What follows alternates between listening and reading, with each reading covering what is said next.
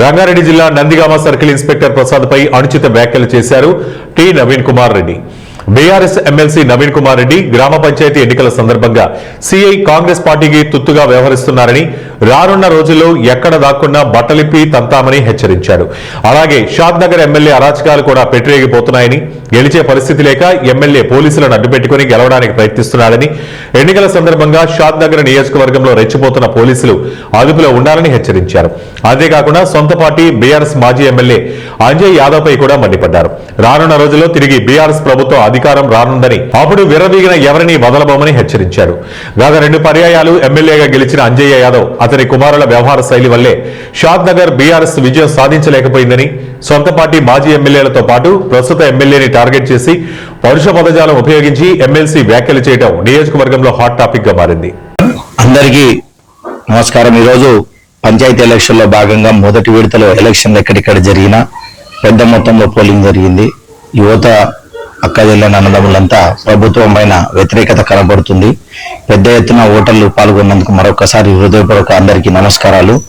ముఖ్యంగా మా షాద్నగర్ నియోజకవర్గంలో మొదటి ఫేజ్ లో అన్ని సర్పంచ్ ఎలక్షన్ జరుగుతున్నాయి. కానీ ఎట్లా జరుగుతుందంటే పోలీస్ జులుంతో నడుస్తున్నారు.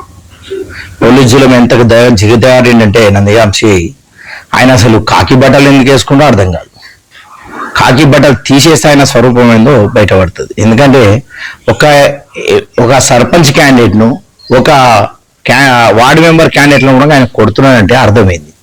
గీత లోపట ఉంటే కొట్టిరా, గీత బయట ఉంటే కొట్టిరా. పోనీ వీళ్ళు కండవలు వేసుకొని ప్రచారం చేస్తారా, కండవ లేకుండా ప్రచారం చేస్తారా? అంటే ప్రజాస్వామ్యం మీద ఇంత కూడా ఇంగిత జ్ఞానం లేనోడు సీఐ అంటే ఆ పోలీస్ జాబ్కి మచ్చ తెచ్చినోడాడు. ఎందుకంటే ప్రజాస్వామ్యంలో ఓటు హక్కు అనేది ప్రతి 5 సంవత్సరాలకు ఒకసారి వస్తుంది. 5 సంవత్సరాలు ఓటు హక్కు వినియోగించుకోవడం ప్రతి పౌరుని బాధ్యత. పోలీసులు ఉన్నారు, చాలా మంది ఉన్నారు, ఎస్ఐలు ఉన్నారు, సిఐలు ఉన్నారు, కానిస్టేబుల్ ఉన్నారు, ఏసీపీ ఉన్నారు, డీసీపీ ఉన్నారు. పోలీసు వ్యవస్థ చాలా చక్కగా ఉన్న ఈ నందిగాం సిఐకి ఎందుకు వచ్చిందో నాకైతే అర్థం కాదు.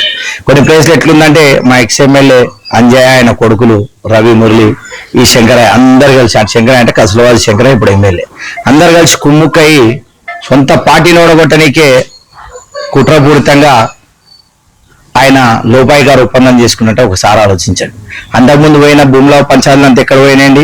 ఎమ్మెల్యే అంజయ్య ఎమ్మెల్యే ఉన్నప్పుడు అదే ట్రస్ట్ నందిగాం భూమి కాడ ఈయన శంకరయ్య, ఇప్పుడున్న ప్రస్తుత శంకరయ్య, అదే వెంకటరెడ్డి ఇప్పుడు ఉన్న ఎమ్మెల్యే గారు ధర్నాలు చేశారు. మళ్ళీ ఆ భూమి ఇప్పుడు ఎందుకు ప్లాట్ల కింద, లేఅవుట్ల కింద పోతుంది? మళ్ళీ దాన్ని ఇప్పుడు ఆ ఎమ్మెల్యే ఎందుకు ఖండిస్తారు అంటే దొంగలు పంచుకొని ఊళ్ళు పంచుకున్నట్టు. నిజంగా కేసీఆర్ గారు అద్భుతంగా పనిచేశారు 10 సంవత్సరాలు. కేటీఆర్ గారు మంచి అద్భుత ఫలితాలను ఇచ్చిండు, భారతదేశంలో మొదటి స్థానాన్ని తీసుకుపోయారు. కానీ ఇలాంటి మూర్ఖపు కొడుకుల ద్వారా కొద్దిగా ఒక్కోసారి ఏమనిపిస్తుంది అంటే